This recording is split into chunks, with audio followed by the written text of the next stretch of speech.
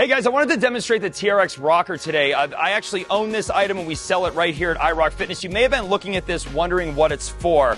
Self-myofascial release is a really good method of recovery. It's even great to use before you work out. Now, when you roll out tight fascia tissue, you get more usage out of the muscle, which can mean more acceleration of the muscle, better feelings and ability throughout a movement. And just give you an example of a hard spot to get to is your hamstring. So this point on the rocker is really beneficial for applying pressure on areas that you don't often gain a lot of pressure when you're using a standard foam roller. So when you're on a rocker, you're not supposed to roll, you're supposed to apply pressure and rock right or left or rock forward and backward.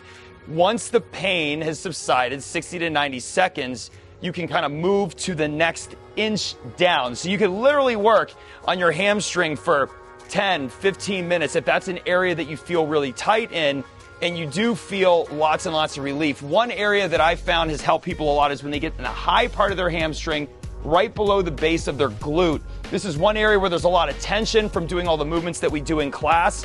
And doing this for a few minutes per day can really help to unlock that area, giving you more mobility and more range and less pain in your iliac region and your psoas and also in your lower back. So that's the TRX Rocker. There's a lot of different things that you can use on this, a lot of different angles, and those instructions are online and they're also inside the box. It's not an expensive piece.